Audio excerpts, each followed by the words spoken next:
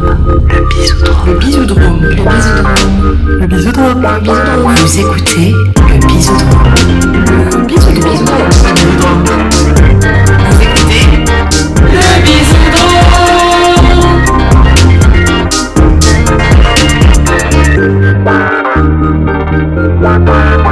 Bonjour et bienvenue dans le Bisoudrome, le podcast où on réinvente notre manière de se rencontrer et de se faire des bisous. Je suis Lélina, l'animatrice de ce podcast, accompagnée aujourd'hui de Tomelk. Salut. Aurore. Coucou. Et Lovla. Hello. Et aujourd'hui, on va parler d'un épisode, genre d'un sujet énorme qui est celui de l'argent. Money, money, money. J'espère que vous êtes prêts à faire cette aventure avec nous. Et quelle est notre question introductive pour entrer dans ce sujet ? J'ai beaucoup d'appréhension pour ce sujet, c'est pour ça que je balbutie. Est-ce que vous êtes déjà embrouillé à cause de l'argent ? Si oui, avec qui et pourquoi ? Bah, j'ai jamais. Pour l'instant, les seules personnes avec qui il y a où je suis impliquée avec l'argent de quelqu'un d'autre, c'est mes parents. Parce que il faut replacer que t'habites chez tes parents. Oui, mais en fait, je ne vais même pas parler d'une situation récente, mais disons que dans ma vie, j'ai jamais été liée fortement à quelqu'un c'est juste tu payes peut-être un café à quelqu'un, donc rien de très extraordinaire. Mais je sais pas, je crois qu'à un moment, j'avais l'impression qu'il comptait. Entre moi, ma sœur, qui avait quoi, et des fois je trouvais que c'était pas juste j'ai pas l'impression de compter, mais le fait qu'on compte, ça te fait compter, tu dis apparemment il faut qu'on, bref, j'ai vu une embrouille sur ça, je pense. Ok. Pas spécialement, des petits agacements parfois dans des relations où t'as l'impression que c'est toujours toi qui paye et tu te dis ça me fait chier parce que j'ai pas envie de compter justement, j'ai pas envie d'être ce mec, voilà, mais pour autant à un moment faut que chacun fasse des efforts quoi, et du coup ces petits agacements. Après embrouiller vraiment non, mais je pense que c'est un luxe aussi quand l'argent n'est pas vraiment quand on est relativement à l'aise. Oui, c'est vrai que c'est une question de privilège aussi. C'est plus facile de pas être dans des calculs d'apothicaire quand on en a que quand on n'en a pas. Mais ça peut quand même être un moi, je pense que j'en reparlerai dans ma partie, mais j'ai eu, alors c'était pas des embrouilles frontales, mais un enjeu avec mes parents, puisque ma mère pendant longtemps a pu voir mes comptes. Il y a ce truc de quand on est adolescent, ça peut arriver que du coup, les parents ont une délégation, je sais pas comment on dit, mais un accès au compte, quoi. Et en fait, cet accès, elle l'a gardé, je pense, pendant encore 6-7 ans après ma majorité, quoi. Et il y avait un peu une idée au début d'être là en mode si jamais il y a quelque chose que j'ai pas vu, un peu ce truc de devenir adulte, quoi. S'il y a un truc vraiment que j'ai pas vu, elle porte cette attention là. Avec elle, en plus, elle avait une grosse éthique d'être là. Je vais pas te dire la manière dont tu dois vivre ta vie ou te faire des commentaires sur la manière dont tu gères tes comptes. Mais au moment où il y a eu des enjeux plus forts avec comment je gérais mes comptes, et j'en parlerai, là, c'était quand même, ça devenait très dérangeant que ma mère, ça a été un enjeu d'émancipation que de dire, je vais changer de banque et ma mère va arrêter d'avoir accès à mes comptes parce que je suis bien adulte et je fais bien ce que je veux de mon argent, quoi. Moi, un peu comme Tomelk, il y a eu des périodes de nos vies avec mon amoureux où il y en avait un qui payait plus ou quoi. Et dernièrement, j'avoue, je me rends compte que je suis un peu chiante parce que je pense que comme j'ai prêté plus d'attention à mon argent, il y a ce truc de je regarde un peu plus quand des fois je paye des choses avec mon argent plutôt qu'avec l'argent du couple parce qu'on a un compte commun, et ça peut m'arriver de dire oui j'en ai marre, j'ai encore payé 20 € de courses avec mon compte à moi, machin, parce que juste la carte commune était restée dans sa poche et que du coup je devais faire des courses et j'ai payé avec mon argent. Je pense qu'il y a un peu ce truc, c'est vraiment très minime et pas du tout une embrouille, mais on a un système de partage et du coup il faut qu'il soit juste parce que sinon en fait ça crée des petites histoires pour aucune raison, quoi. Mais il n'y a pas tout un micmac parce qu'il y a un compte que je suis sur Instagram que j'aime bien. Elle fait de l'éducation financière et je me rappelle avoir lu un truc sur le fait que que le compte commun c'était chiant parce que t'avais qu'une carte et pour en avoir une deuxième, il faut payer. Il faut que je retrouve ce. Enfin bon. Les comptes communs, tu peux pas avoir de.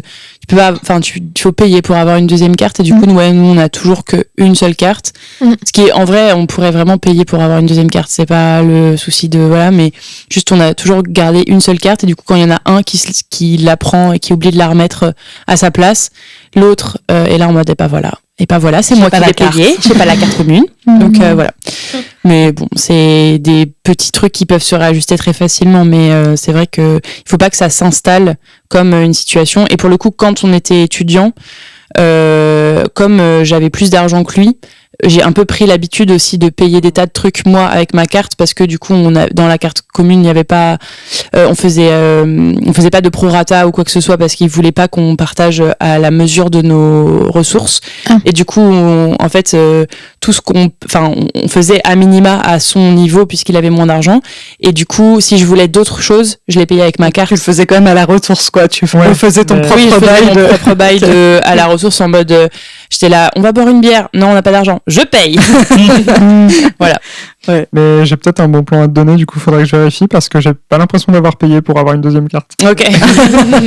Un problème de régler. On fait pas la promotion de banque dans ce podcast. On va pas commencer à citer, si vous nous financez, non. On veut bien d'autres sponsors. Surtout pas ma banque qui finance l'industrie du tabac. Voilà. Allez, bon, introduisons ce sujet. Thomas, c'est le premier, je te mets la pression, c'est le premier sujet que tu introduis, le sujet de l'argent. Voilà. Donc, j'ai la pression. On te laisse. Eh ben ouais, on va parler d'argent aujourd'hui. Et on va commencer avec une expression populaire qui dit que quand on aime, on ne compte pas. Et pourtant, dans la vie, on compte souvent. Et quand on va au marché, quand on veut partir en vacances, quand on regarde notre bulletin de salaire pour vérifier que notre employeur n'a pas oublié de nous payer la moitié d'une prime, et bref, on compte tout le temps. Sans le vécu. Personnellement, j'ai longtemps été célibataire ou dans des relations avec peu d'engagement. Et mes petits comptes ne regardaient que moi. Et depuis que j'ai emménagé avec mon amoureuse et qu'on a beaucoup de projets ensemble, de nouvelles questions sont apparues. Comment on s'arrange pour les courses? Qui paye la révision de la voiture? Est-ce qu'on fait 50-50 pour les vacances ou selon les moyens de chacun? Et j'ai aussi gagné le droit d'avoir avec mes amis des débats dignes de BFM Business du type pour gérer vos dépenses, vous êtes plutôt tricount, compte bancaire commun ou chacun paye ce qu'il veut. Et on a tous les deux un emploi stable et un salaire qui nous permet de vivre sans avoir peur des fins de mois. Et pour des gens dans notre situation plutôt enviable, l'enjeu est de savoir si nos contributions respectives aux dépenses communes sont bien équitables, pour qu'à long terme, l'argent ne devienne pas un objet d'agacement, voire de dispute. Et c'est un sujet qui est loin d'être anodin. Parce qu'au sein d'une relation, quand l'un des partenaires s'enrichit sur le dos de l'autre, et d'autant plus quand les ressources sont maigres, ça peut très mal tourner. Comment dire donc à celui ou celle qu'on aime qu'on a l'impression d'être le seul ou la seule à faire des efforts, voire se faire un peu ou beaucoup exploiter? Comment se dépêtrer d'une relation toxique quand on est en situation de dépendance économique vis-à-vis de son ou sa partenaire? Comment rester libre d'aimer ou de ne plus aimer quand ça devient une question de survie? Dans une société où l'impôt et la majorité des aides sociales sont calculées à l'échelle du foyer, où les femmes gagnent en moyenne 23,5% de moins que les hommes, et où elles continuent à assurer une part majoritaire du travail domestique, on ferait peut-être mieux de réapprendre à compter tous ensemble pour ne pas laisser les questions d'argent envenimer nos relations. Une autre expression dit que les bons comptes font les bons amis, alors est-ce que les bons comptes font les bons amoureux? Eh bien, on va en parler tout au long de cet épisode. Et je vais commencer avec ma partie.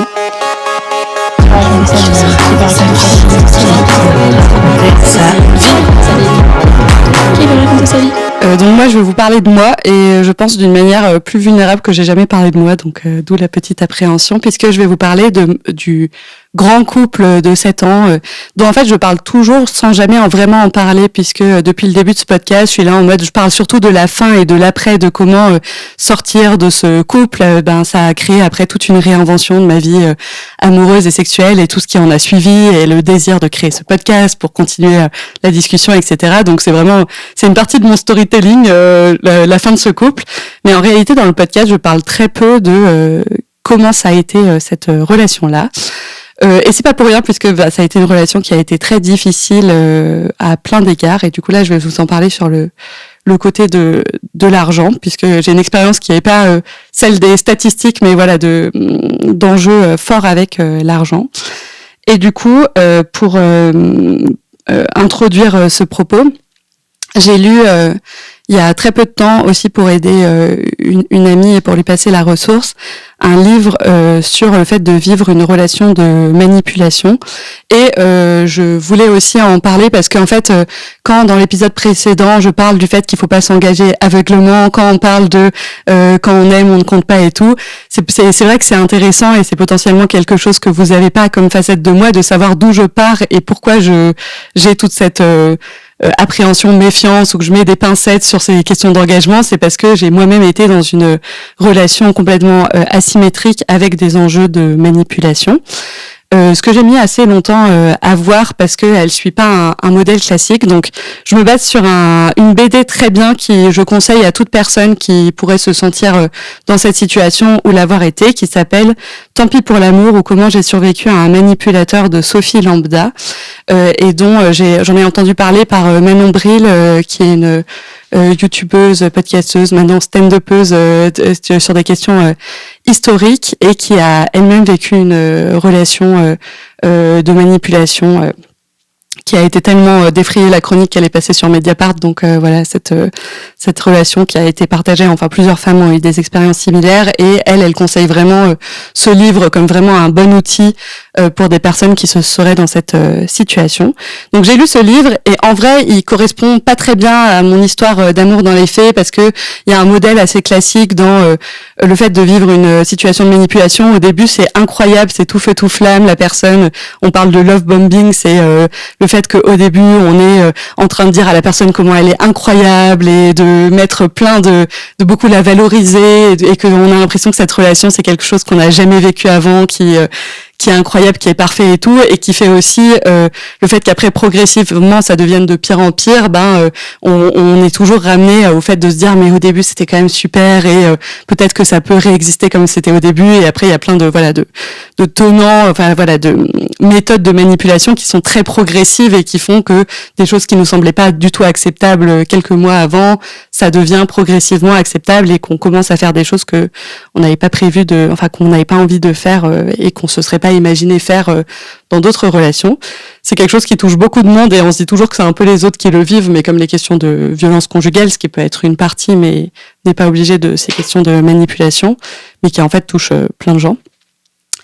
Et du coup, moi, j'ai pas eu ce truc tout feu tout flamme. Le début a été direct chaotique. Moi, je me suis vraiment mis tête baissée dans une relation qui commençait pas très bien, où il m'a foutu plein de lapins, où il y avait une communication qui était pas claire. Mais je sais pas, c'était un moment où j'avais très envie d'être en couple, où cette personne me plaisait, et que je me suis dit bon, je suis jeune, je peux me mettre dans cette relation. Potentiellement, c'est une relation dans laquelle j'arrêtais pas de dire. Je pense que si je rencontrais ce mec plus tard, je me mettrais pas avec lui parce que c'est trop de travail et que j'aurais pas le temps pour tout ce travail. Mais là, je suis jeune, j'ai pas trop d'autres options, j'en sais rien. En tout cas, cette relation me donne quand même envie, donc tentons-la, quoi.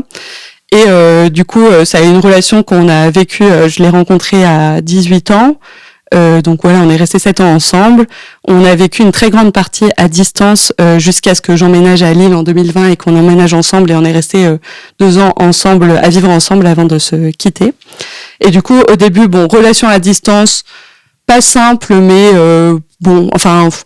c'était un peu distendu, on se voyait, puis après on se parlait pas forcément beaucoup, mais moi, vu que j'avais un besoin d'indépendance hyper fort, ça m'allait assez bien, une relation à distance qui me laissait la place à mon indépendance et à vivre autre chose dans ma vie que cette relation de couple. Et en même temps, je vois que je donnais beaucoup d'importance à cette relation de couple. Et au bout de quelques années, il y a eu un shift dans cette relation. Je gagnais toujours plus d'argent que lui et il se présentait, on n'était pas du même milieu social. Ça a toujours été une personne qui, en tout cas, s'est présentée et en partie, c'est vrai, comme une personne précaire et avec un capital économique beaucoup plus faible que le mien, donc il y avait cette différence de base, mais pendant les premières années c'était pas majeur. Ça m'arrivait de lui payer des bières, ou ça a pu m'arriver quand j'ai habité à Berlin de lui payer son bus, parce que tout ce qui était un peu de l'extraordinaire, de l'ordre des vacances, de l'ordre des sorties, ça pouvait arriver que je mette un peu plus la main au chéquier, je sais pas ce qu'on dit, la main en porte-monnaie, voilà. pour pouvoir s'offrir des choses que si c'est ce que tu disais, si en fait on aurait pu se baser sur son argent à lui, mais du coup ça nous aurait empêché de faire certaines choses, et vu que moi j'avais envie de faire certaines choses, dont des voyages, des sorties, et que j'avais l'argent pour, bah ça m'arrivait de plus financer cette activité, mais sans que ça aille plus loin. Et au bout de quelques années, il m'a indiqué que il était volleyeur, que son club de volley ne le payait plus, et que du coup il y avait un problème de paye avec son club de volley, qu'ils avaient du mal à lui trouver un logement. Moi j'étais à Paris, donc il habitait entre chez moi et entre l'endroit où il était dans le club de volley, et du coup il était là, voilà, il me paye plus, quoi. Et du coup progressivement on en est arrivé à un point où en fait j'ai financé sa vie. En tout cas je le soutenais financièrement de manière assez grande. Bon, il y a eu des moments du RSA, d'autres choses. En tout cas, pareil. En fait, je vous parle, mais en fait, sans avoir aucun pied dans la réalité, parce que avec le temps et surtout après, je me suis rendu compte à quel point, en fait, j'étais dans une relation de manipulation et de mensonge, et à quel point potentiellement il y avait plein de choses dans ce qu'il me disait sur son manque d'argent qui n'étaient pas forcément vraies, quoi. Et du coup, ça, j'en reviens au fait de vivre de la manipulation. Il y a un test qui est repris dans le livre qui vient de Isabelle Nazar-Aga, qui est psychothérapeute, qui a écrit les 30 caractéristiques de la personne manipulatrice. Et du coup, il y a 30 caractéristiques sur une personne qui pourrait avoir des caractéristiques manipulatrices, et elle dit que si on obtient au moins 14 critères sur 30, il y a une chance que du coup, une grande possibilité que la personne avec qui on relationne, ou après ça peut être d'autres liens que celui de l'amour, mais voilà, est manipulatrice. Et après elle dit bien dans la BD qu'il faut faire le test avec beaucoup de recul et pas dans un espace de colère, parce que potentiellement c'est vrai qu'en colère on peut accorder beaucoup plus encore de méfaits à l'autre que ceux qui sont vraiment là, et c'est difficile aussi d'avoir une bonne balance en répondant à ces questions. Mais en faisant le test plusieurs fois, moi j'en suis pas, parce qu'elle dit que la plupart des manipulateurs ils seraient entre au moins à 20 points sur 30 de points de manipulation, et moi je donne 2 ans après la fin de cette relation à ce mec, je sais pas si ça évoluera encore avec le temps et ma conscience sur cette relation passée, mais je lui donne à peu près 14, donc en gros le minimum des critères de manipulation. Il n'y avait pas du tout des enjeux de violence, il était plutôt assez soutenant et tout, en tout cas pas de violence verbale, de dénigration et tout machin, mais il y avait une manipulation énorme sur le fait de me mentir, avoir une double vie, et c'est comme ça que j'ai su en fait que ce qu'il me disait était peut-être pas la vérité, parce que on s'est quitté sur le fait que en fait il entretenait une relation parallèle, j'ai appris qu'il entretenait une relation parallèle amoureuse avec une autre femme pendant au moins 1 an. Et en fait, alors que tu avais proposé d'ouvrir votre couple. Oui, alors que moi j'étais tout à fait... Et qu'il avait dit non. Oui, j'étais tout à fait partante pour ouvrir le couple, et que même moi je pensais que c'était moi la tentatrice du couple, parce que je l'avais trompé une fois, et que je me disais oula, c'est moi la personne horrible qui le trompe. Bref. Et que je lui ai dit mais moi ça m'irait très bien d'ouvrir le couple, parce que je m'interrogeais déjà sur mon exclusivité. Et qu'il était là en mode c'est horrible. Oui, on peut très jaloux. Ça fait partie, c'est une caractéristique des personnes manipulatrices, c'est d'être très jalouse en fait, parce que elles ont la peur, il y a un truc de possession et de peur que l'autre fasse ce qu'on fait nous, et du coup c'est paradoxalement des personnes qui peuvent être très jalouses. Et même si c'est insidieux, parce que je pense que le problème qu'on a avec la manipulation, c'est d'en avoir une image très cliché. Genre, je pense au film avec Virginie Efira, L'amour et les forêts, qui est vraiment un cas d'école de montrer comment une relation d'emprise grandit avec le temps jusqu'à arriver potentiellement presque au féminicide, quoi. Même si elle en échappe, mais voilà. Bon, je vous ai spoilé le film, mais c'est très cliché des étapes d'une relation d'emprise. Mais en fait, ce qui est écrit bien dans la BD, c'est que, en fait, tout le propre de la manipulation, c'est s'adapter à la personne d'en face, donc, et de faire quelque chose qui semble acceptable pour elle, en tout cas, qui va pousser les limites de l'acceptabilité proportionnellement à qui la personne est. Et moi, je sais très bien avec mon bagage que si ce mec m'avait insulté, s'il m'avait tapé, ben potentiellement je serais partie beaucoup plus vite de la relation. En tout cas, ça m'aurait beaucoup plus mis la puce à l'oreille, mais que il arrivait à le faire d'une manière où je me sente pas frontalement menacée, en danger, ou voilà, dans une relation asymétrique. Et du coup, oui. Mais là, du coup, dans ton cas précis, c'est l'argent qui était un objet central de cette dynamique de manipulation. C'est ça. L'argent a été un objet central en se basant, moi je pense que je sors d'un grand complexe du sauveur où je me suis toujours sentie très privilégiée, je me suis toujours dit que je souffrais pas assez et qu'il fallait que j'aide des gens qui souffrent parce que c'était pas, je culpabilisais d'être trop heureuse. Donc ça, c'est de ça que se nourrit en partie toute cette relation. Et du coup, en fait, il est beaucoup venu me chercher, et ça c'est une des caractéristiques de la manipulation, sur mettre les gens face à leurs valeurs morales pour les faire faire quelque chose. Et du coup, lui, il se présentait, et je pense qu'il y a une partie de réalité, les bons mensonges se passent toujours sur de la réalité, mais comme quelqu'un qui vient de l'ASE, qui a des difficultés avec le fait d'accéder à ses droits, et en fait tous ces choses. L'aide sociale à l'enfance pour ceux qui sont l'aide sociale à l'enfance. Donc c'est les personnes qui sont à un moment abandonnées partiellement ou complètement par leurs parents, ou retirées de leur garde parce que les parents sont vus par la justice comme pas capables aptes à avoir cette garde. Cas complète.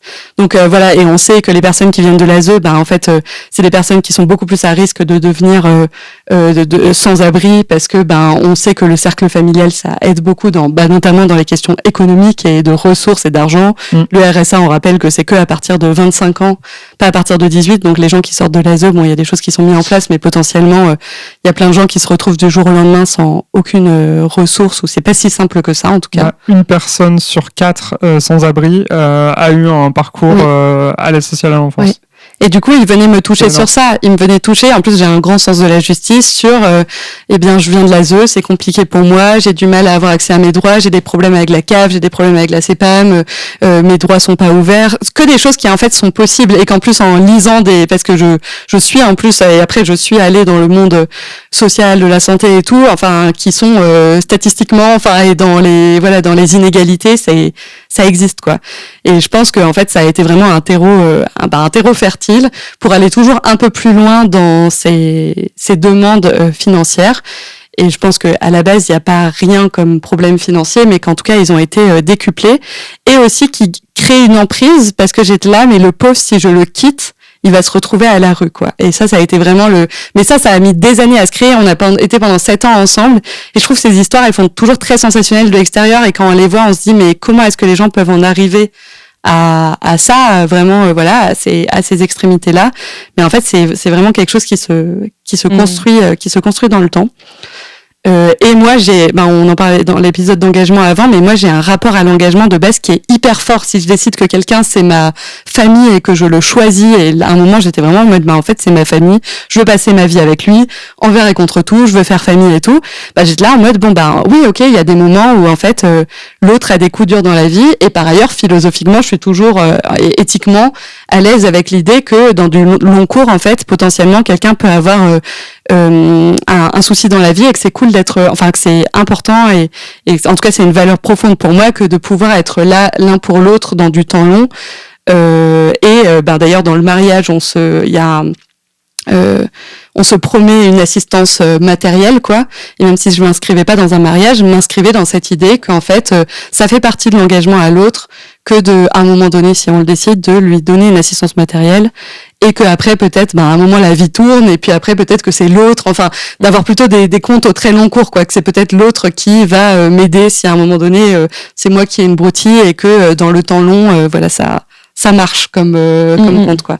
Mais ce qui n'a pas du tout marché dans mon cas, parce que ça a juste, j'ai fini par le quitter parce que j'en pouvais plus, malgré cette peur immense de tout de la victimisation qu'il faisait sur son rapport économique, et aussi sur sa santé mentale, où je me disais, le mec il va être à la rue et se suicider. Donc trigger warning que j'ai pas fait, on le fera, mais en fait c'était vraiment des peurs profondes que j'avais. Et quand on se dit, si je quitte quelqu'un, il est à la rue et potentiellement il met fin à ses jours, ça fait réfléchir le fait de quitter la personne. Donc mais du coup c'est vrai que cet enjeu économique et santé mentale, je pense que c'est vraiment les deux versants sur lesquels et d'inégalité sociale, etc., sur lesquels se basait la manipulation pour me faire rester dans cette relation, et un moyen pour lui et pour un moyen de manipulation et de financement de sa vie. Mais en fait, j'en sais rien. Il y a plein de choses que je sais pas à quel point ses ressources étaient faibles ou pas, à quel point, quels étaient exactement ses buts et motivations. Parce que du coup, tu t'avais pas accès à ses comptes, par contre.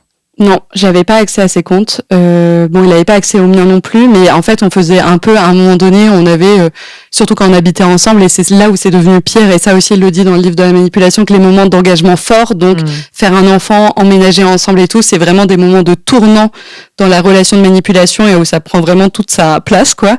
Et du coup, là, c'était emménager ensemble, adopter des chats ensemble que j'ai gardé,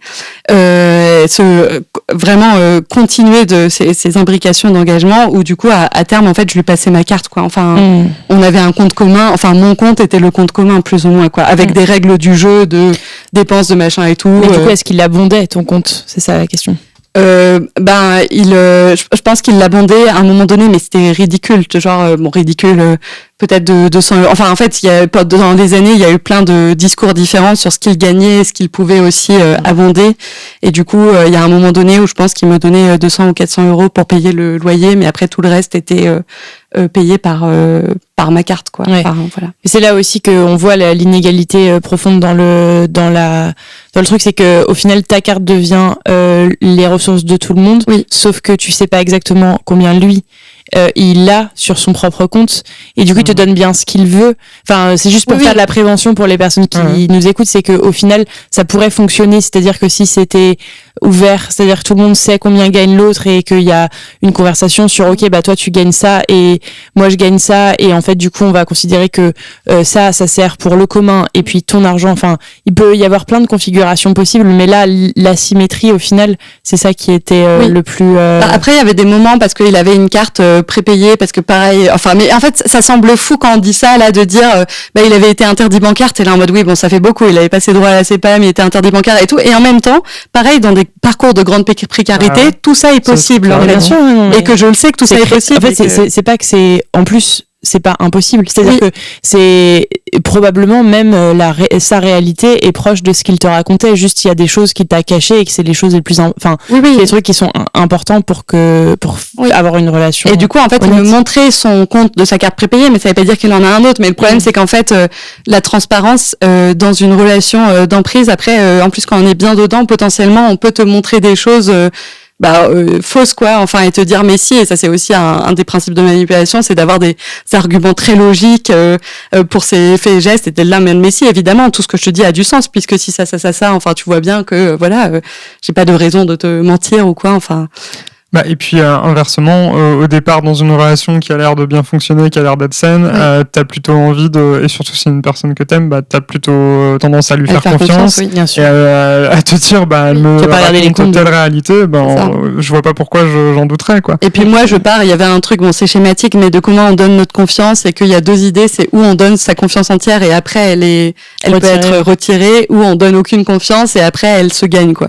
Et moi j'ai vraiment un truc où quand je rencontre des gens, je leur fais par défaut confiance, quoi. Bon, peut-être pas dans toutes les situations de vie tout le temps. Si je vais voir mon banquier, ma banquière, je sais pas, peut-être que j'ai un peu plus d'a priori sur la confiance que je lui donne. Enfin, il y a peut-être des situations de vie, si je vois quelqu'un sur un marché qui veut me faire acheter un truc, peut-être que je pense à ce côté commercial, mais dans mes relations humaines aux autres, dans mes proches, en fait, je suis quand même de base très tournée dans je fais confiance aux gens. Et en plus, moi, je suis une personne je pense très honnête, qui parle beaucoup de moi-même, qui n'a aucun problème à parler de moi, à dire les choses et tout. Donc j'ai aussi j'ai eu ce biais de croire que les gens ils sont un peu pareils, quoi. Ou que potentiellement ils peuvent me cacher des choses, mais pas des choses importantes. Je crois que tout le monde a le droit aussi à son espace secret et privé, et que c'est pas parce qu'on est en couple qu'on perd un espace privé, mais là en réalité ça avait des conséquences majeures sur moi qui ont fini, et c'est un bel anniversaire maintenant. Là, en fait, c'est intéressant qu'on fasse cet épisode-là, mais j'ai fini. Bon, je me suis pas endettée.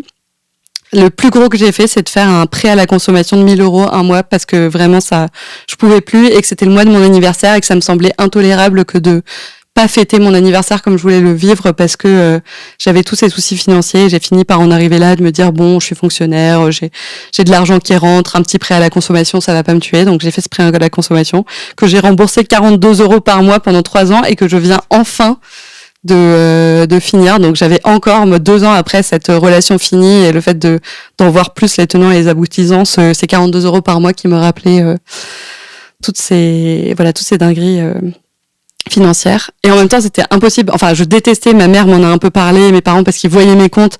Et je la mais en fait, c'est pas votre place de m'en parler. Ça a aussi été un parcours d'émancipation, d'être là, mais je gère mon argent comme je veux. Et aussi, j'ai le droit, si je le veux, de donner, d'aider l'autre. Et du coup, j'y voyais aussi, quand les gens m'en parlaient, des avis, moraux ou leurs propres avis, d'être là en mode mais moi je j'aiderais pas quelqu'un ou je vois pas les relations comme ça, et du coup je l'ai en mode c'est possible que de porter assistance, d'aider l'autre, ça me semble pas déconnant, et c'est toujours pas quelque chose qui me semble déconnant, mais en réalité tout ça a nourri cette relation d'emprise, quoi. Ouais, avec le recul, quand tu repenses à ce qu'ont pu te dire tes parents, il y avait rien qui pouvait te dire ouais, c'est vrai que ça c'est pas très. En fait, je voyais vraiment comme mais ça marche bien aussi dans, je pense, ces dynamiques de relation d'emprise, mais comme quelque chose de pas de morale, mais ils me disent comment je devrais vivre ma vie, tu vois, comme quelque chose qui est contre mon émancipation, et comme le fait que je sois là en mode mais en fait je fais les choix avec mon argent et je fais les choix que je veux dans mes relations humaines, quoi, et qu'ils avaient une vision de comment il fallait vivre les relations amoureuses et l'argent que tu pouvais, ce que tu pouvais faire avec ton argent et autre chose. Et que moi, j'étais là en mode, je suis pas d'accord avec ça, quoi, mais j'étais opposée dans les opinions, on va dire, dans les avis. Et évidemment, il y avait une peur derrière, mais le problème, c'est que la peur, potentiellement, c'est quelque chose qui va plus créer de la confrontation ou de l'opposition. En fait, de toute manière, quand t'es dans la situation, c'est difficile. Quelqu'un qui a peur ou qui te donne une opposition, t'es là en mode, ah oui, ok, mais t'es contre mes choix, t'es contre moi. Ça venait nourrir des choses qui me mettaient plutôt en mode, je veux pas leur en parler. Et c'est ce que j'ai beaucoup fait. Moi, j'ai pas du tout le truc de la manipulation, d'en perdre mes amitiés. Pendant tout le long, j'ai parlé tous les jours à Lovla, j'ai eu des amitiés très fortes et tout. Mais par contre, ce que je faisais, et je m'en rends compte, c'est de dissocier complètement le sujet de mon couple et de parler du sujet de mon couple et de ces questions d'argent que à des moments choisis et que à des personnes choisies où je savais qu'elles allaient pas me confronter à ces choix, quoi. Donc voilà. Une grande expérience où vraiment, mais je veux pas compter l'argent qui a été dépensé dans ce couple, mais ça se compte en milliers d'euros, quoi. Voilà, même si je suis très heureuse qu'au final, ça m'est pas endettée, que j'ai réussi à m'en sortir, et que maintenant, 2 ans après, j'en suis à une situation qui est de nouveau neutre, et aussi avec une conscience de moi-même, et j'en finirai là-dessus, parce que je me dis, tout cet argent, j'ai eu beaucoup de frustration de me dire, j'aurais pu en faire plein d'autres choses. Peut-être que je serais propriétaire si j'avais pas eu cette relation là.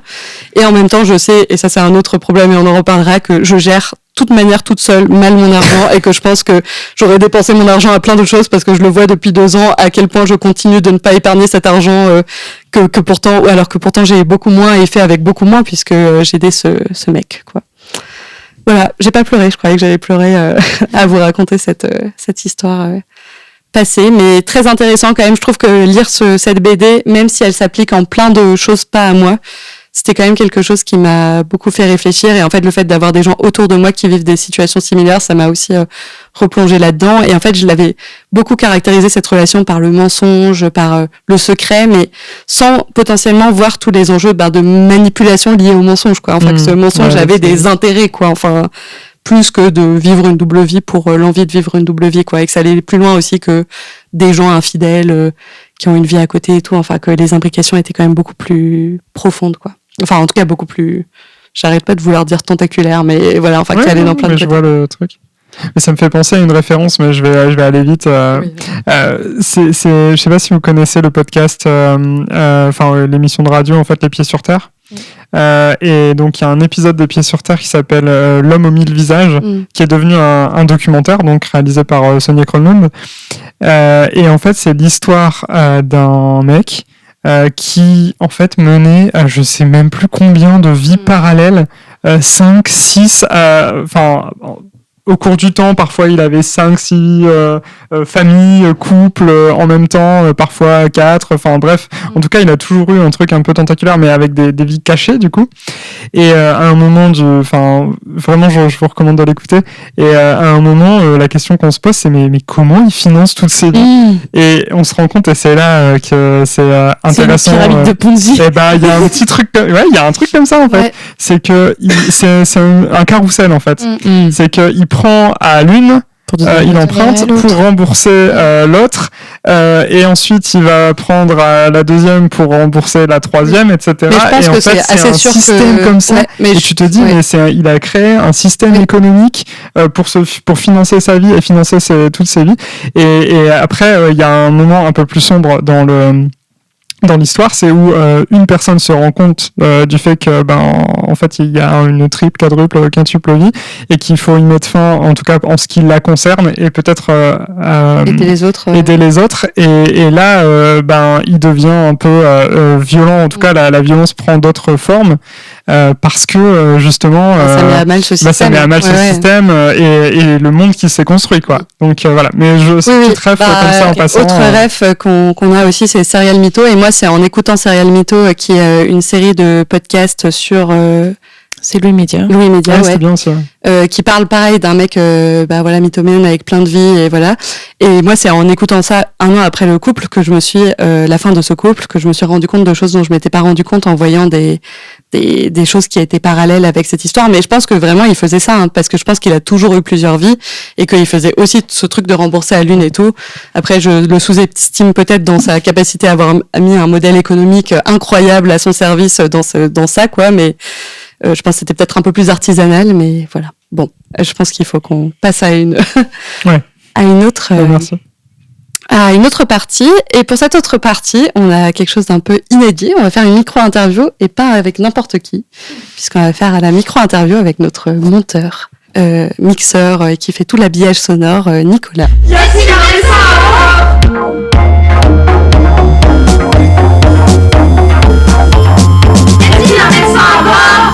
Coucou toi. Salut. En fait, moi, je savais pas trop quoi dire sur cet épisode parce que j'ai pas été engagée financièrement avec quelqu'un en couple, et c'est pas du tout une question c'est pas du tout un truc que je me pose. J'ai jamais vraiment réfléchi à l'argent dans le couple, et comme j'ai dû y réfléchir un peu, je me suis rendu compte que peut-être je n'y réfléchissais pas parce que ma famille, j'ai pas l'impression qu'ils y aient vraiment réfléchi. Donc c'était pas du tout des questions qu'on avait dans la famille. Je sais même pas combien mes parents gagnent, ils m'ont jamais dit, c'est même peut-être un peu tabou. Donc mes parents travaillent ensemble, donc eux, ils ont un compte commun, mais en même temps ils sont pas à compter, parce que l'un des il y a un côté très fluide. Il y a jamais vraiment eu de conflit autour de l'argent.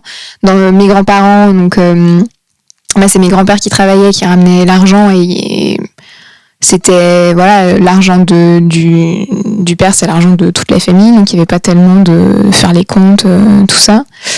Et donc c'est peut-être pour ça que j'ai jamais vraiment réfléchi à ces trucs-là, parce que ça semblait être un truc qui se faisait sans qu'on y réfléchisse. Et donc toi, apparemment, tu y as beaucoup réfléchi par contre. Donc je voulais savoir pourquoi toi alors pourquoi j'y ai réfléchi. Déjà c'est marrant que tu parles de la famille. Moi dans ma famille effectivement c'est un peu pareil, en tout cas c'est l'impression que j'ai parce que c'est assez flou, mais c'est mon père qui gère l'argent. J'ai toujours vu faire les comptes, etc. J'ai jamais trop su jusqu'à une certaine époque combien mes parents gagnaient, jusqu'à ce que je réfléchisse à la question et que je leur demande clairement. Et donc du coup j'ai pas mal réfléchi parce que j'ai eu différentes périodes de ma vie. Déjà quand j'étais plus jeune, je me suis jamais posé ces questions-là. Je pense ne avoir manqué de rien quand, mes parents, ma mère est prof, était prof maintenant à la retraite, et mon père est responsable d'affaires dans une grosse boîte. Donc j'ai jamais manqué de rien à ce niveau-là. Et en fait les questions autour de l'argent se sont posées quand je me suis mis en couple avec mon amoureuse actuelle, où on a commencé à réfléchir, compte commun, etc., des choses comme ça. Et ça c'est... En fait, moi, ça me semblait logique. On fait 50-50, on sépare tout, etc. On met en place un compte commun, mais vu que je suis un peu radin, effectivement, pour ouvrir un compte commun, il faut en plus débourser de la thune en plus. Du coup, on a ouvert un compte sur une banque en ligne classique pour pas avoir de frais, mais du coup, c'est à mon nom. On peut pas avoir deux noms sur le compte. Et donc si j'ai réfléchi, en fait, c'est surtout parce que mon amoureuse me pose beaucoup de questions et a raison. Comment on fait les bébés? Non, ça va. On se pose pas cette question-là.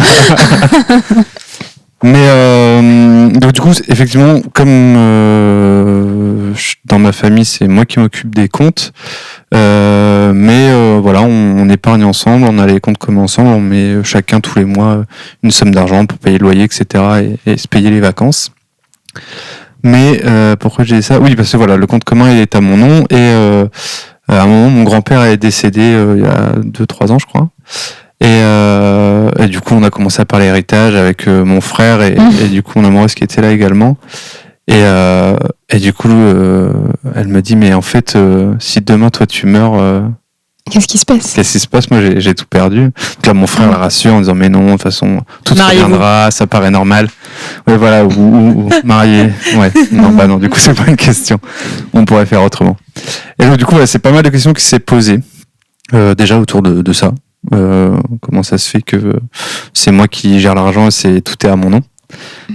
Donc, on n'a pas encore trouvé de solution, mais là, je pense qu'on va passer sur le compte commun. On va devoir payer un petit peu pour clarifier les choses, en tout cas, on va dire au niveau de l'administratif, quoi. Et donc voilà, toutes ces questions-là, je me laisserais pas poser si on me les avait pas posées. Effectivement, ça me semble logique que ça soit notre argent à tous les deux, mais n'empêche que d'un point de vue administratif, c'est le mien, quoi. Donc voilà.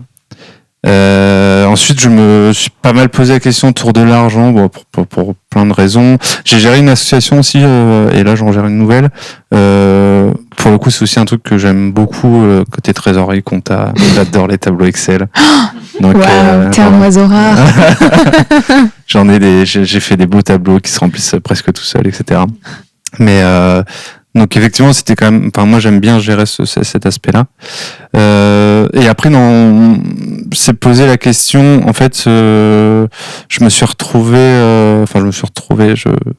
au chômage. Donc quand je me suis mis avec mon amoureuse, on avait à peu près le même niveau de vie en termes de salaire. Je pense même que je gagnais un peu plus de souvenirs. Et moi, je me suis retrouvé au chômage. Donc j'ai eu une grosse perte d'argent.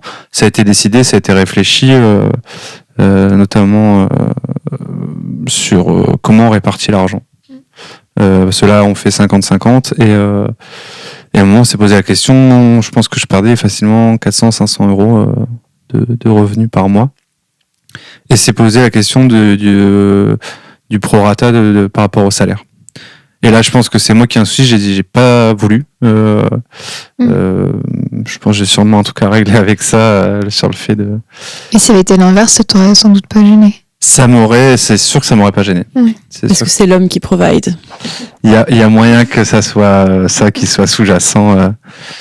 Même si dans mon discours, je dis toujours que j'aimerais beaucoup ne pas travailler et pouvoir me faire entretenir, mais en fait, en pratique, j'ai encore du mal à le faire. Alors après, du coup, j'ai écouté le début. Par contre, effectivement, je pense que actuellement, des fois, je vais dire, bah non, on peut pas le faire, on n'a pas d'argent, et elle va me dire, bah c'est moi qui paye. Donc, des fois, je refuse, des fois, j'accepte. Pas toujours évident, mais effectivement, on le fait aussi un peu à cette sauce-là. C'est pas officiel, c'est pas cadré, mais en tout cas, on en parle régulièrement sur comment on se répartit l'argent et comment on peut le dépenser, quoi. Voilà. Et pourquoi, quand on parlait un peu du sujet, tu disais que t'étais un zinzin c'est pas de la répartition que t'étais très. Ah oui. Dès que je suis un nazi de l'organisation au niveau. Bah déjà les tableaux Excel. Okay. Les tableaux Excel moi je les trouve magnifiques, mais effectivement. Ce sont pas des tableaux pour rien. C'est ça, non, mais des fois je vais peut-être un peu loin dans le concept, mais bon après ça m'amuse beaucoup, mais en fait. Déjà là, dans la relation avec mon amoureuse, j'aime bien que ce soit presque au centime près, mais aussi du coup avec les copains. Par exemple, on part en vacances, on est plutôt team tricount. Dès qu'on fait une dépense, moi j'aime bien que ce soit rentré tout de suite, que ça soit clair, et puis voilà, chacun a mis son truc, c'est fait tout de suite, on se redit pas 3 jours après, mais qu'est-ce que t'avais pensé? Je sais plus, on va mettre à peu près. Non, en fait, moi j'ai besoin que ça soit fait tout de suite, que ça soit rassuré, mais aussi d'un c'est pas forcément pour fliquer, genre si quelqu'un oublie de me rendre de la thune, c'est pas grave. C'est surtout pour que ça soit, à mon sens, ça soit équitable, assez juste, cette répartition des thunes, et aussi qu'on prenne en compte les réalités de chacun. Parce que pendant un moment, avant cette période de chômage, je me posais moins la question de vas-y, là en fait je peux avancer, là je peux payer mon coût, ça me pose moins de questions. En fait, cet argent il était là et je l'avais, et sur ce genre de choses je suis pas très radin sur les moments en société, en convivialité et tout, voilà, c'est pas sur ces moments-là. Maintenant je fais beaucoup plus gaffe, j'apprends à dire non aussi, en fait là non je peux pas, mais voilà, c'est surtout pour être équitable et personne soit biaisé, parce qu'en fait on n'est pas tous aussi au courant de l'instant T de la réalité financière des gens, etc. Et ça me pose beaucoup de questions depuis que en fait je me suis retrouvé dans cette situation-là un peu plus précaire, quoi. Mais du coup, comment tu fais pour intégrer la réalité des gens dans un calcul de trick count? Parce qu'en fait tu peux pas, je sais que nous pour le coup on a vraiment ce truc de on sait qu'on gagne plus d'argent que certains de nos potes, on sait aussi qu'il y a des potes qui gagnent plus d'argent, et du coup avec les potes qui gagnent plus d'argent on est là en mode on va pas payer des coups, quoi. Enfin on sait que voilà, par contre on aime bien payer des coups aux potes, on sait qu'ils gagnent moins ou équivalent et qui sauront nous rendre l'appareil. Et en vacances il y a un peu ce truc aussi de en fait nous on peut, ça nous fait plaisir. Et en fait peut-être que vous pouvez moins, et en fait ce qui compte c'est le moment partagé, et c'est pas forcément la comptabilité, un peu comme pour le coup encore une fois dans un couple où tu sais que t'aimes la personne et qu'en fait ce qui compte c'est pas exactement les 50 balles que t'as mis dans l'essence alors que l'autre personne elle est je sais pas, sans parler de RSA mais au chômage ou quoi. En fait moi je m'en fous, tu vois. Enfin, et je trouve que la comptabilité parfois elle est pas équitable, parce que à vouloir trop faire les bons comptes sont des bons amis, en fait on fait plus rien avec ses amis parce que ses amis ils ont pas les mêmes capacités financières que toi, ou alors ça a créé une homogénéité financière, tu peux traîner qu'avec des gens qui gagnent la même chose que toi. En fait c'est un peu les deux, hein. Au début, quand moi je me posais pas les questions pour les autres, c'était oui chacun paye pareil et puis c'est tout, quoi. Au moins tout le monde c'est égalitaire, etc. C'est vrai que maintenant, vu que je me suis retrouvé aussi un peu plus galéré, je me suis posé beaucoup plus la question d'être équitable. C'est-à-dire qu'en fait, à un moment, on peut se dire, on est en vacances ensemble, on n'a pas tous les mêmes niveaux de vie. Alors que c'est pas vrai, parce que globalement, dans le groupe de copains avec qui je fais ce genre de truc, on est quand même à peu près sur des niveaux similaires. Effectivement, il y en a qui gagnent un peu plus, d'autres un peu moins, mais on arrive quand même à s'en sortir. Donc déjà ça facilite les choses, on n'est pas non plus sur des gros écarts. Mais n'empêche que on se pose la question, puis c'est des fois il y a un tel qui va dire vas-y, en fait moi comme tu dis, c'est le moment qui m'importe, ça me dérange pas d'avancer, j'ai les moyens, ou alors on va se priver tous ensemble de certaines choses, on va faire autre chose, ou alors les personnes concernées des fois sont mises à l'écart, je pense. Par choix, parce que je sais que moi je me suis déjà mis à l'écart de certaines activités entre guillemets que j'aurais bien aimé faire mais j'avais pas les moyens, mais il faut pas non plus priver ceux qui ont les moyens de le faire.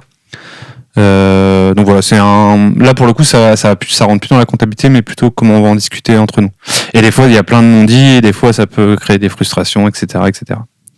C'est les tableaux Excel, au moins c'est simple, tu vois, c'est factuel, il y a pas besoin de devoir discuter ou quoi, mais par contre je sais que c'est quand même des questions qu'on a, que ce soit dans mon couple ou avec les copains, qu'on a, que j'aurais pas dans ma famille, par exemple. Dans ma famille mais je pense ça se ressent dans comment je réagis, même si j'essaie d'évoluer, mais dans ma famille c'est à Noël on a tous la même somme d'argent entre cadeaux, si je donne autant à un enfant ça sera pareil à l'autre, et en fait ça marchait déjà avec mes grands-parents et mes parents, du coup on est sur ce système là que j'avais appliqué bêtement, je pense, au début de ma vie d'adulte, on va dire, que j'essaye d'améliorer, même si c'est un peu plus compliqué, quoi. Et par exemple, un autre exemple que j'ai là, pareil, je fais une voiture partagée. Donc moi, je suis propriétaire d'une voiture que j'utilise beaucoup moins pour le travail ces dernières années. Et il y a un couple de copains, leur voiture a cramé. Donc du coup, on a décidé de faire voiture partagée. Donc là, on a fait 50-50, moi et le couple. Où on partage l'assurance, on partage les frais les frais de garage, etc. Par contre, l'essence, dès que chacun l'utilise, il fait le plein, quoi. Là, ce couple s'est séparé récemment et moi en plus j'ai repris un job qui me nécessite un peu plus souvent la voiture.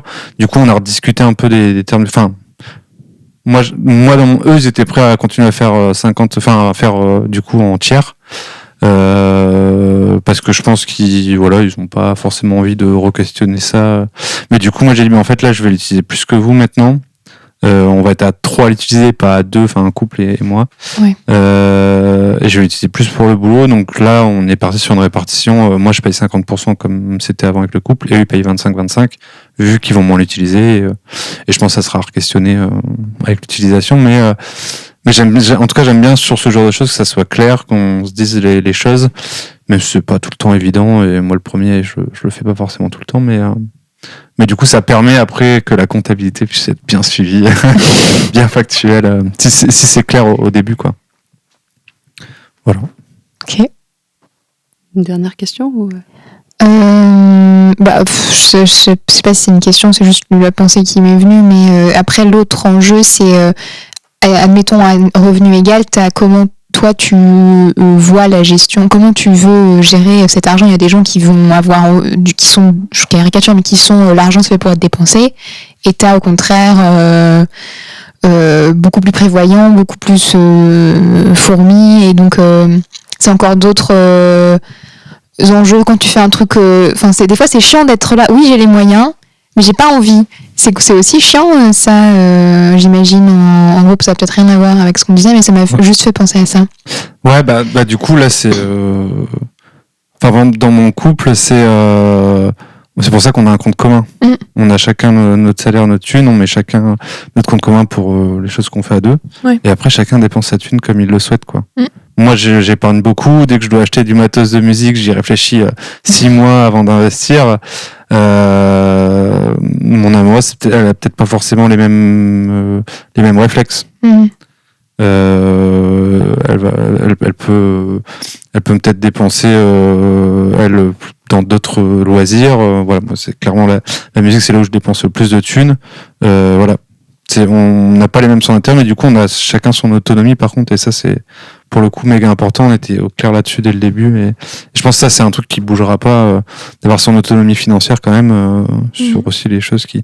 Et dans les groupes de copains, je pense que c'est pareil, hein, pour le coup. Enfin, je pense surtout en termes de loisirs, mais il y a un moment, c'est un truc que les copains font, que ça me tente pas. Genre, je vous rejoindrai à Probar pour boire un peu, quoi. C'est pas grave si je partage pas ce musée d'art contemporain. Pour prendre ma menthe à l'eau. Qui coûte moins cher que la bière. Ouais. Ah ça, j'ai déjà fait la menthe à l'eau pendant une période parce que ça coûtait moins cher. Et que c'était bien aussi d'arrêter la bière. Mais le musée d'art contemporain aussi coûte moins cher que la bière potentiellement. Ouais. Oui. Merci. Merci à vous.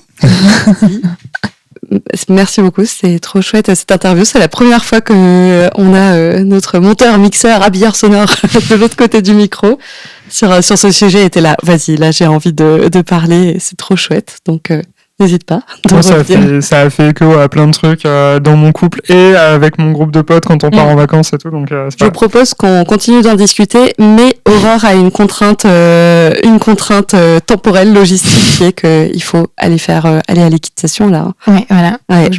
On avait un enjeu de un moment, 1 heure à laquelle il fallait finir et on parle trop, quoi. Donc, on te laisse filer. Et on continue cet épisode avec les 2 dernières. Ça marche. Je fais des bisous. Bisous. Ok, donc finalement Nico qui est en fait toujours là en arrière-fond de nos podcasts épisodes et on pourra le mettre en photo dans les backstage. Mais vu que cette micro-interview vient d'être faite et que Aurore est partie, on s'est dit, on t'a proposé de venir nous rejoindre au micro. De garder cette place. Ouais. Yes, pour la deuxième partie de cet épisode. Donc voilà. Je vous propose du coup qu'on passe à la partie de Tomalk. Tomalk, on t'écoute. Le message de Santé publique France.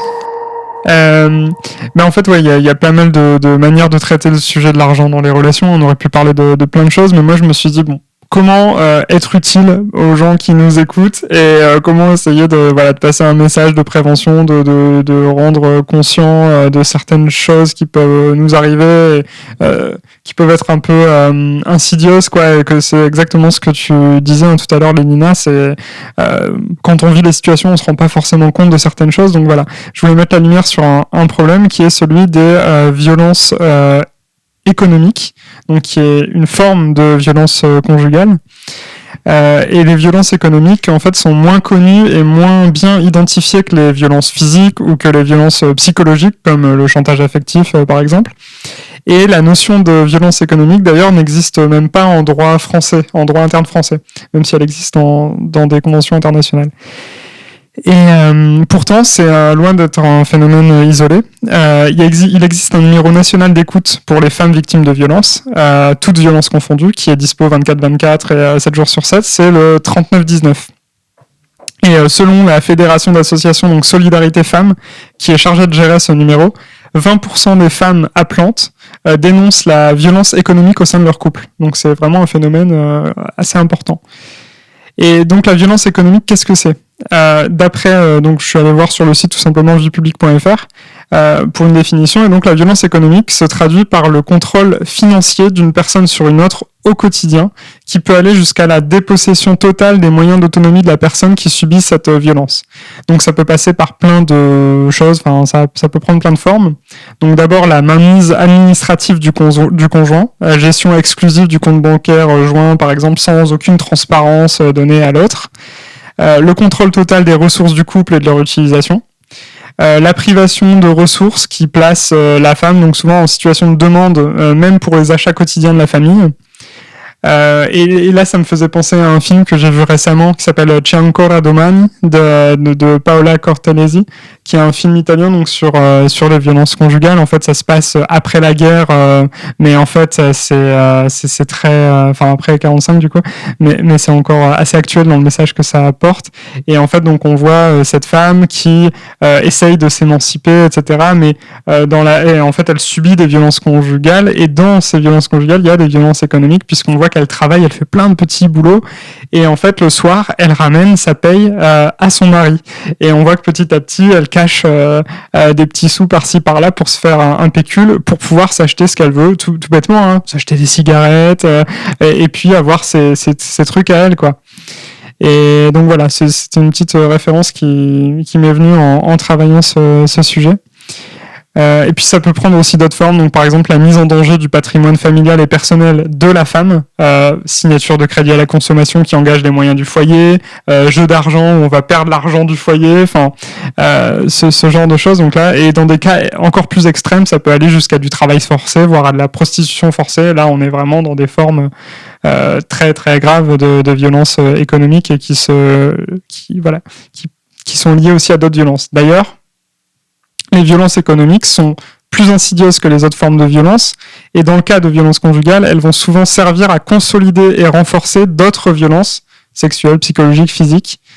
Et donc il y a une association qui a pas mal travaillé là-dessus qui s'appelle Les Glorieuses, et donc cette association en lien avec l'IFOP a fait une étude, et elle avance donc qu'une femme sur 3 qui a été victime de violences économiques a subi par la suite une autre forme de violence conjugale.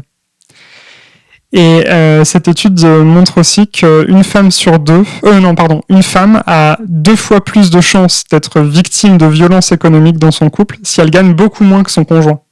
Il y a aussi un enjeu, c'est un jeu de pouvoir. Enfin, c'est des enjeux de pouvoir. De pouvoir, et donc un rôle central des inégalités économiques au sein du couple. Le conjoint exploite une vulnérabilité de l'autre pour asseoir une emprise sur l'autre. Et tout ça est souvent favorisé. C'est pas toujours le cas. Hein. Toi, dans ton cas, un contre-exemple parfait. Mais tout ça est souvent favorisé quand même par l'organisation économique de la société et notamment par les inégalités de revenus entre hommes et femmes. Et donc l'association Les Glorieuses propose sur son site 2 outils que je trouvais assez intéressants.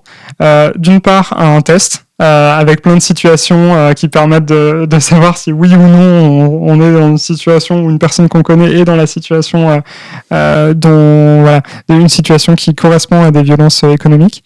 Et puis un baromètre des violences économiques qui est formé sur le même mode que le baromètre des violences conjugales.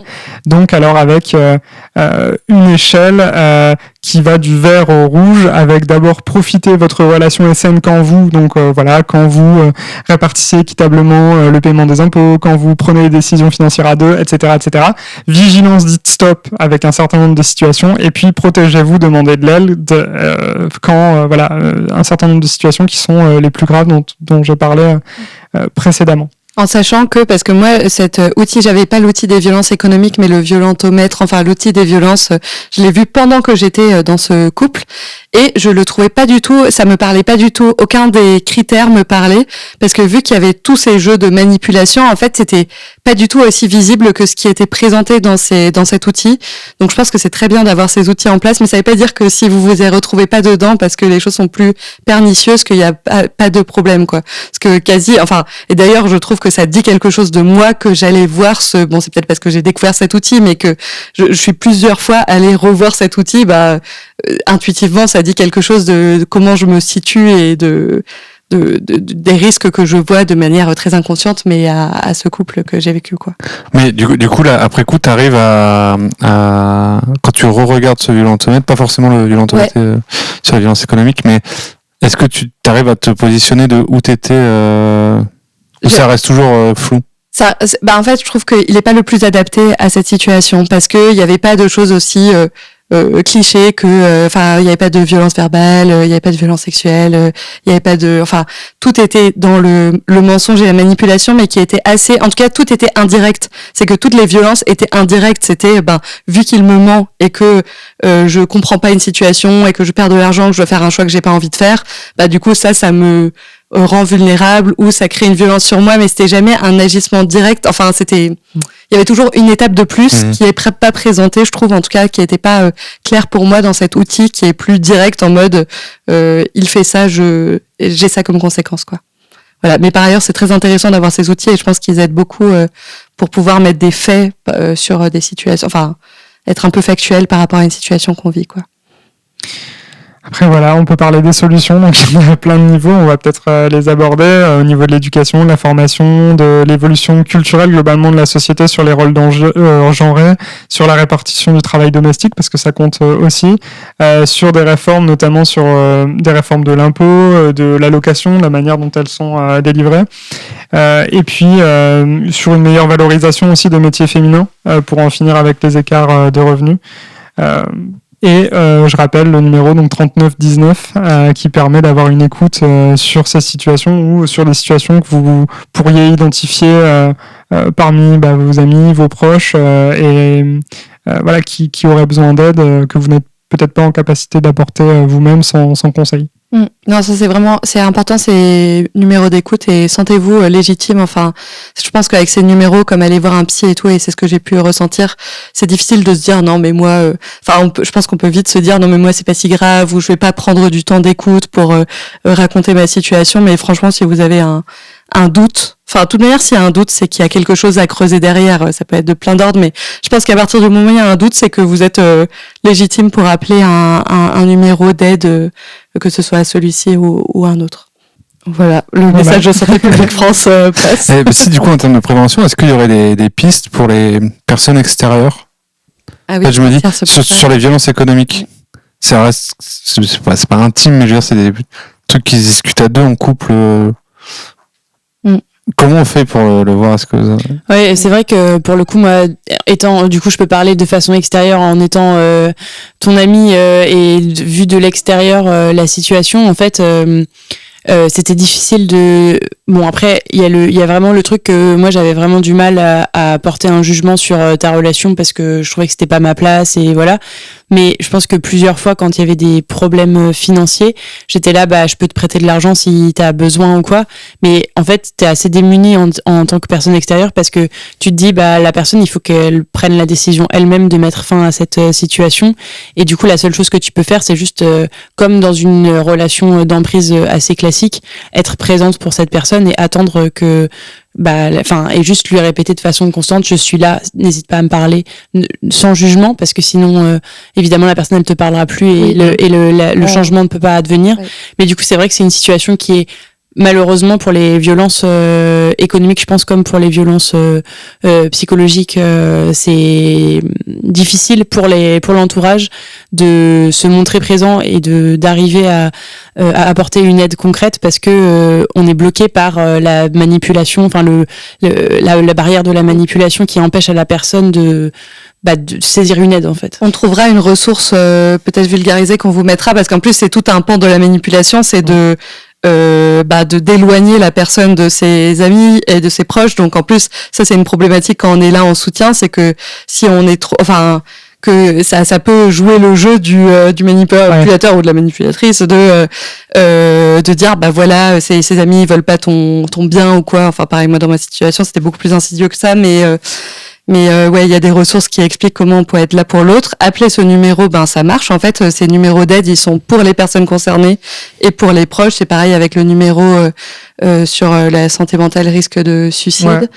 Ces numéros, c'est toujours personnes concernées et proches. Donc, ça peut aussi donner cette aide où on vous trouvera une vidéo, une ressource, mais de comment on est là pour la personne. Après, moi, je pense qu'il y a un vrai enjeu politique et on en parlera aussi dans la dernière partie, à beaucoup plus parler d'argent en général dans nos vies. Et moi, j'ai une grande hot take, donc une opinion sur le fait que parler d'argent, c'est encore plus dur que de parler de sexualité. Et que là, on se dit, oui, parler de sexualité, c'est quand même, même si ça s'améliore, mais quelque chose du sujet de l'intime dont on parle pas et en parlant pas, ça aide pas aussi les gens à s'émanciper, à être, le plus à l'aise avec, et faire la sexualité avoir la sexualité qu'ils ont envie d'avoir.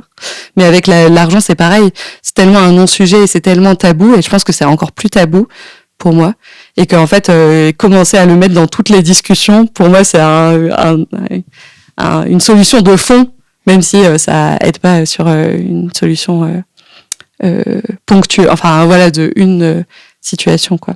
Et puis c'est exactement ce que dit. J'ai lu une très bonne note, je trouve, de la Fondation des femmes sur le sujet. Et en fait, leur message, c'était sortir de la boîte noire du couple, parce que là, c'était sur le couple et les questions d'impôts, d'allocation, etc. Mais vraiment, il faut sortir des boîtes noires, quoi. Arrêter de croire que c'est un sujet dont on parle pas, qui ne regarde que nous-mêmes. Et en fait, on peut mettre les choses sur la table et en parler. Et ça, c'est le début de. De toute manière, ne pas en parler, ça nourrit toutes les inégalités, toutes les violences, tout ce qu'il peut y avoir, parce que si c'est pas un sujet, du coup tout peut exister. C'est pareil dans les inégalités de salaire, si on dit pas son salaire et qu'on n'en parle pas, les gens potentiellement savent même pas que il y a une différence de salaire entre eux et leurs collègues pour aucune raison valable quoi. Donc en parler, c'est toujours une solution en tout cas. Oui. Est-ce qu'on en arrive, du coup, aux solutions et à ta dernière partie, Lovela ? Est-ce qu'on a inventé l'eau tiède ? Est-ce qu'on invente l'eau tiède ? Est-ce qu'on invente l'eau tiède ? Est-ce qu'on invente l'eau tiède ? Est-ce qu'on invente l'eau tiède ? Ouais. Alors, je sais pas s'il y a tellement de solutions là, telles quelles. Pas de solution ? Non, on va parler que de ce qui est dur dans l'argent et pas de ce qu'on peut faire. Pas du tout. Non, mais c'est juste que du coup, moi, je vais vous parler de ma récente prise de conscience qu'il faut éduquer plus les femmes à la finance, à la gestion du budget et vraiment à parler d'argent.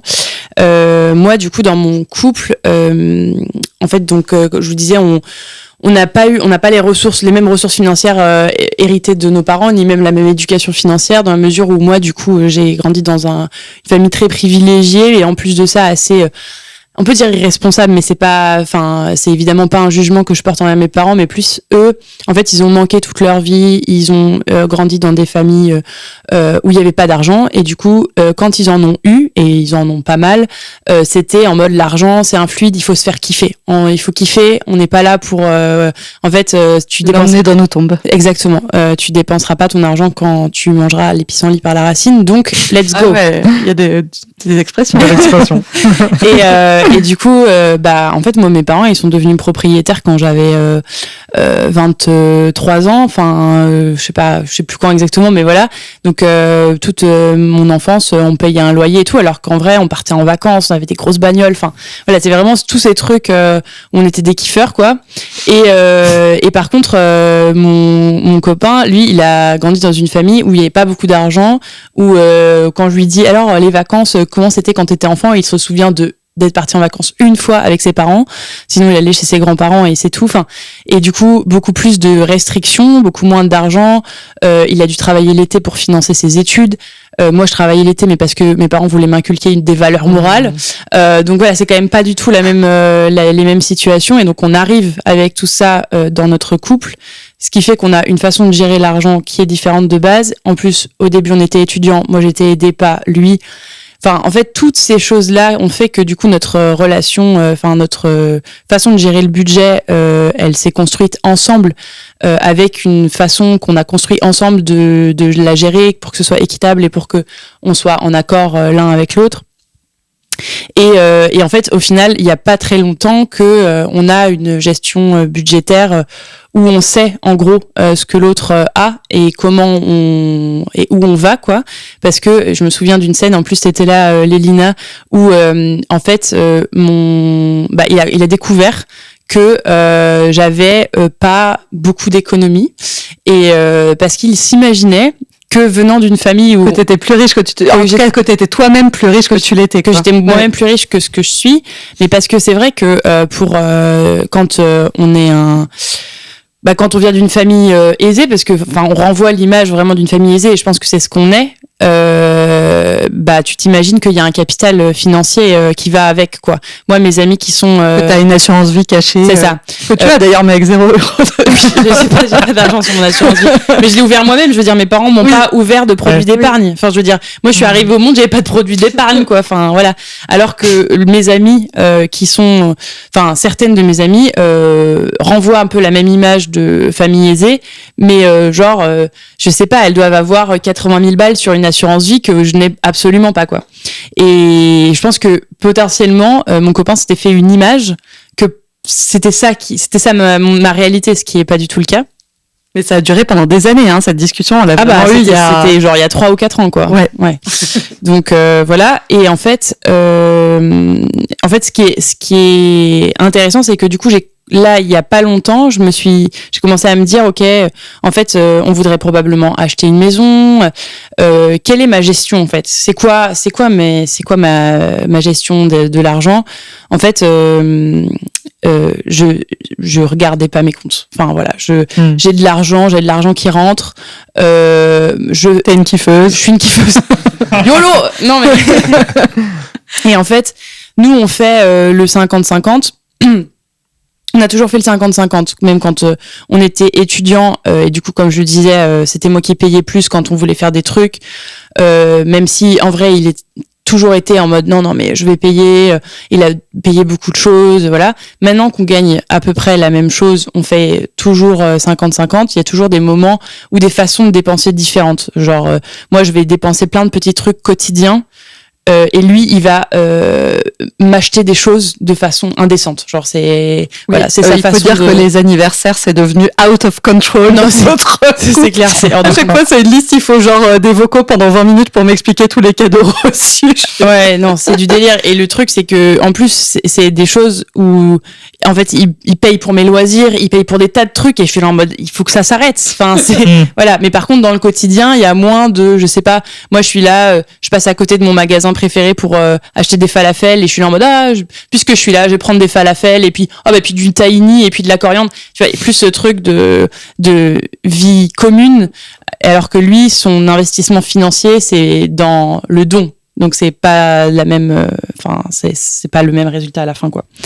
Et en fait du coup si on veut un peu politiser le débat, c'est assez rare que c'est assez rare notre situation où on gagne la même chose, parce que 3 femmes sur 4, en fait dans 66% des cas, le conjoint homme gagne plus, selon l'INSEE, et l'écart le revenu salarial moyen, il est inférieur de 23,5%. Ouais, c'est ça.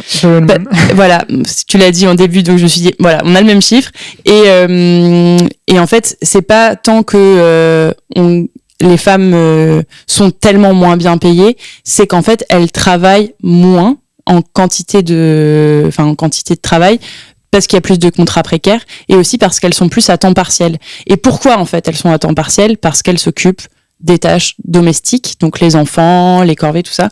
Et du coup, c'est intéressant parce que là, les dernières études montrent que les femmes réalisent environ 70% des tâches ménagères dans un couple, et du coup, consacrent en moyenne 1h26 de plus par jour aux tâches domestiques. C'est beaucoup, 1h26. Et en fait, c'est énorme. Je passe même pas 30 minutes par jour.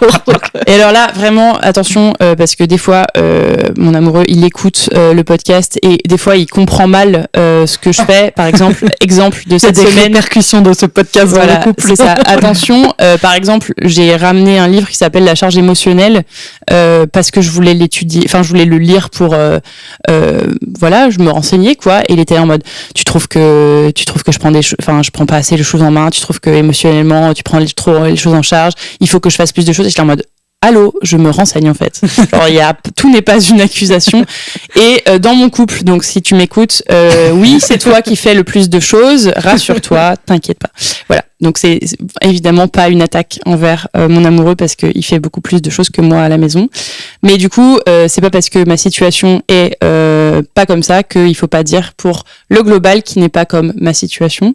C'était clair ce que j'ai dit, mais plus ou moins. Vous avez compris. Voilà. Et du coup, en fait, si les femmes donnent plus de leur temps dans le couple, et que les hommes donnent plus de l'argent, en fait, il y a quand même un moment où on est perdante, parce que il y a ce truc de dire oui, en fait, les femmes elles sont entretenues et tout ça, mais en fait, au final, c'est pas comme ça que ça se passe. Du coup, j'ai lu 2 bouquins, celui de Titiou Lecoq qui s'appelle c'est pas celui. Le couple et l'argent, merci. Ouais. Et celui de Lucille Quillet qui s'appelle Le prix à payer. Le Titiou Lecoq, elle est vraiment sur l'analyse du couple et l'argent. Lucille Quillet, elle l'analyse pourquoi les femmes payent plus dans le couple hétéro, de la mise en couple à la fin du couple. Donc si ça vous intéresse, allez y jeter un œil. Mais du coup, dans Titiou Lecoq, moi je l'ai lu aussi, son bouquin, et il y a un truc qui m'a intéressé. Il y a beaucoup de choses intéressantes dedans, mais c'était sur la nature des dépenses aussi. C'est ce que j'allais dire. J'avais trouvé ça vachement intéressant, entre les dépenses d'investissement qui te donnent un patrimoine et les dépenses du quotidien. Ouais. C'est ça que je voulais dire. Ouais, vas-y, je te laisse. En fait, dans ce livre, en fait, elle dit qu'en effet, du coup, comme les hommes ont plus d'argent, ils vont se charger des gros achats, donc la voiture, le prêt immobilier, et les femmes vont se charger du quotidien, donc les courses, les couches, les petites bricoles. Sauf que en cas de séparation, les hommes récupèrent la bagnole et l'appart ou les meubles, j'en sais rien, et les femmes le dépôt de yaourt vide, quoi. Donc au final, c'est vraiment une expression qui est genre les pots de yaourt vide, voilà, c'est ça la différence. Ouais. Ouais. Et du coup, c'est un peu une arnaque pour les femmes dans cette situation. Et du coup, si tu fais le 50-50 dans un couple où en fait tu gagnes pas pareil, c'est profondément inégalitaire, puisque dans tous les cas les femmes vont quand même faire plus de tâches ménagères, donc en plus de ça elles vont payer plus proportionnellement à leur salaire, et en plus de ça elles vont avoir moins de temps disponible que les hommes peuvent réemployer à faire des heures supplémentaires pour gagner plus d'argent, donc c'est un truc qui s'alimente en plus. Et puis le prorata, c'est bien si le prorata il est quand même à mesure, si chacun peut avoir un peu des meubles, un peu de la voiture. En fait, réfléchir, c'est pas que le prorata vs le 50-50, c'est aussi réfléchir à du coup ses dépenses du quotidien vs ses dépenses d'investissement, et du coup dans le choix, dans le couple, se dire ok, on va essayer d'investir aussi à minima au prorata, et qu'il n'y ait pas quelqu'un qui achète tous les meubles. Exactement, par exemple. Et aussi le temps personnel, parce que du coup, si tu paies autant en proportion du salaire, mais que tu as moins de temps personnel que l'autre, Donc l'autre a plus de temps et plus d'argent, donc au final il se construit son patrimoine tranquille, il a son épargne, etc. Et puis au final, si par exemple il y a une grande disparité de salaire, payer même si tu payes que la moitié de ton salaire pour le loyer et les charges communes, il te reste quand même vraiment beaucoup moins que si tu gagnes 4 000 euros et que tu payes. Au final, il te reste quand même beaucoup plus pour épargner tout ça. Et il y a du coup. C'est là où je trouve que l'éducation financière c'est important, et je voulais vous parler de quelques-unes des ressources que moi j'ai solutions pour aider les femmes notamment à s'émanciper financièrement. Du coup moi j'ai commencé à regarder des comptes Insta parce que c'était hyper accessible. Il y a Plan Cash qui est très bien, c'est un média féministe et qui parle budget pour les femmes et qui donne des très bons conseils pour gérer son budget. Il y a un truc que moi je savais, j'étais vraiment une noob de la gestion financière, qui est que en gros il faudrait avoir 50% de ton budget pour les dépenses utiles, 30% pour du loisir et 20% pour de l'épargne. Moi ça par exemple, aucun de mes parents. Mes parents j'ai entendu 10 parents. J'ai entendu ça l'année dernière parce que je me suis renseignée sur la gestion financière. Après évidemment c'est des.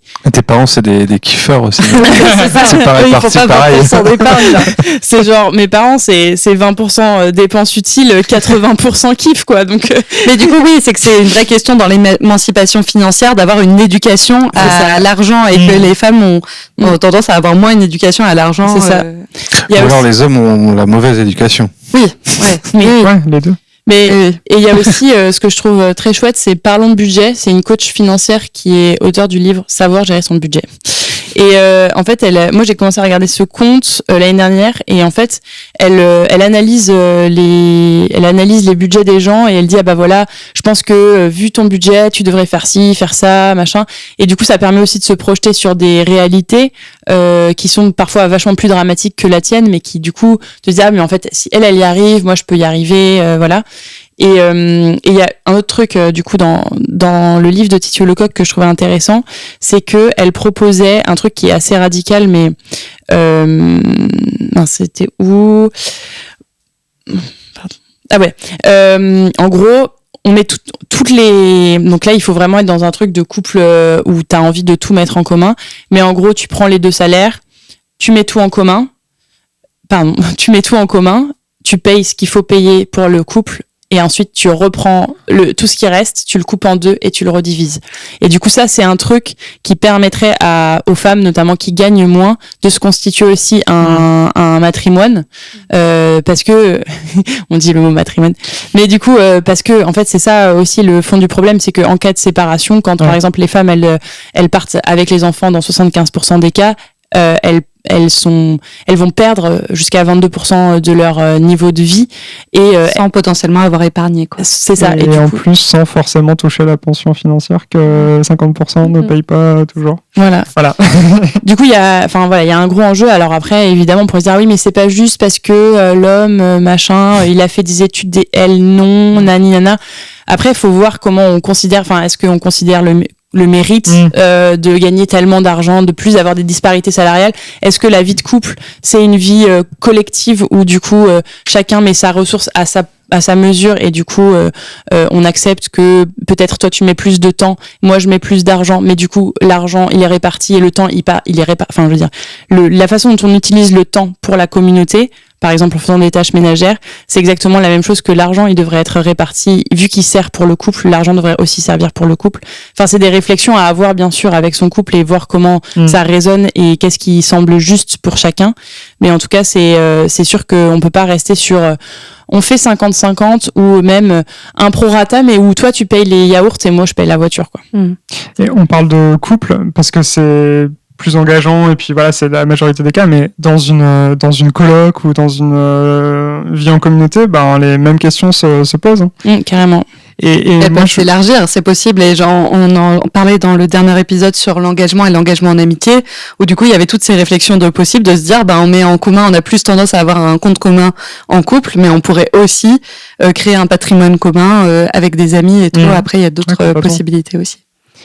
Et ce que je voulais dire, c'est que c'est vrai que il y a des écarts de revenus hommes-femmes, et que en fait c'est il y a ce dont tu parlais, les contrats précaires, les temps partiels subis, etc. Mais il y a aussi en fait une moindre valorisation des métiers majoritairement féminins. Et ça, en fait, c'est pas une question de mérite. En fait, c'est que et on peut pas dire que on va payer 50-50 parce que, enfin, même malgré le fait que l'homme gagne plus que la femme, pas si c'est le cas, parce que c'est pas une question de mérite ou de, comment dire, bref, c'est pas une question de mérite, quoi. Non, mais je suis 100% d'accord avec toi. Je voulais dire ça parce que en vrai, c'est aussi des choses qu'on entend beaucoup en mode en même temps, lui, il a fait plus d'études, donc c'est normal qu'il gagne plus. Personnellement, je trouve pas ça normal. Enfin, je pense que on choisit de faire des études ou non, tu vois, et après c'est chacun pense ce qu'il veut et tout ça, mais c'est juste que, par exemple, moi, les études que j'ai fait, j'ai des amis qui gagnent extrêmement bien leur vie, d'autres dont je fais partie qui gagnent leur vie de façon ok, mais pas de fou. Et en fait, ce choix-là, c'est vraiment un choix individuel. Mais je trouve que c'est pas parce que on fait un choix de carrière qui est différent que potentiellement, du coup, on doit t'accuser de dire tu gagnes pas assez d'argent. Évidemment, tu pourrais gagner plus d'argent, mais est-ce que c'est le seul objectif que ta vie doit poursuivre, tu vois ? Et puis surtout, dans notre société, capitaliste quand même, et puis organisée autour du marché, c'est pas le mérite qui détermine ou ton niveau de qualification, de compétence qui détermine le niveau de rémunération, c'est les règles du marché, de l'organisation économique. Donc en fait, on les subit tous, aussi, et on peut pas rendre les personnes et même leur choix de carrière responsables de leur rémunération.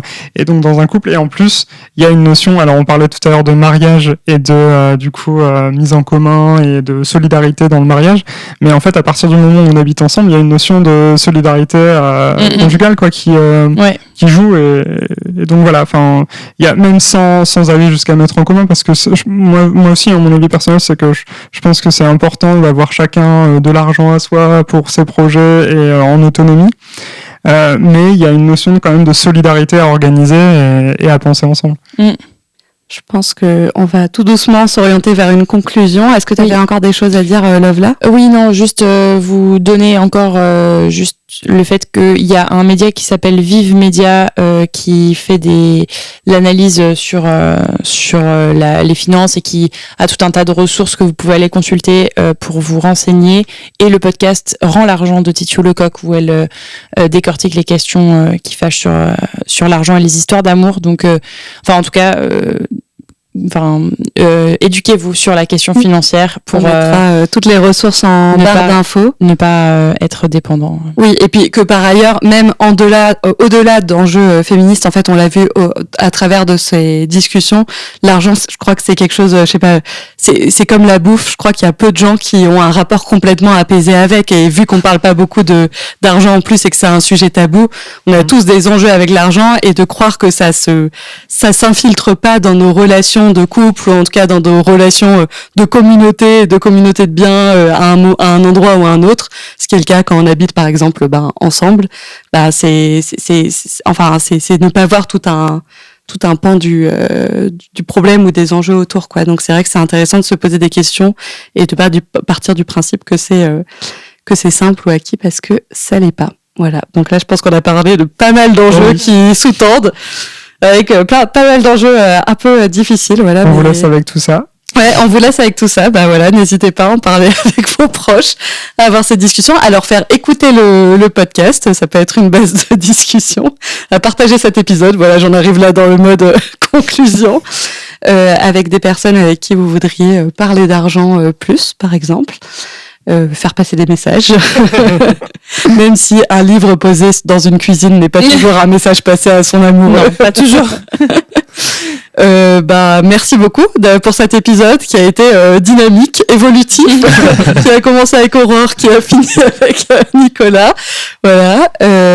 Merci à vous, auditeurs et auditrices, de nous avoir écoutés dans ce long épisode, mais qui, je pense, est vraiment important et pertinent. Que depuis le début du projet, on avait envie de faire cet épisode, et on a mis un peu de temps à s'en sentir capable et à le maturer, mais voilà, on y est. Retrouvez-nous sur Insta, le Bisodrome. On fait un live Twitch. On va continuer toutes ces discussions sur l'argent, donc n'hésitez pas à nous envoyer des vocaux, nous envoyer des messages qu'on peut anonymiser, où vous nous parlez de notamment vos situations de couple, comment vous gérez l'argent, prorata, 50-50, investissement, VS, achat du quotidien. Oui, il y a 36 000 façons de gérer l'argent. Ah ben, on l'a vu.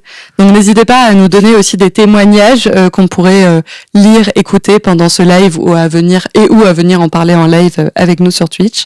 Envoyez-nous vos tableaux Excel. Ouais, envoyez-nous et puis oui, vos surtout ceux qui se remplissent tout seuls. Oui. On veut des formules qui fonctionnent bien. Grave, vos méthodes. Voilà, le live Twitch est indiqué dans la barre d'information et sinon sur notre la date et sinon sur notre compte Insta. Voilà. Et puis d'ici la prochaine fois, Des bisous.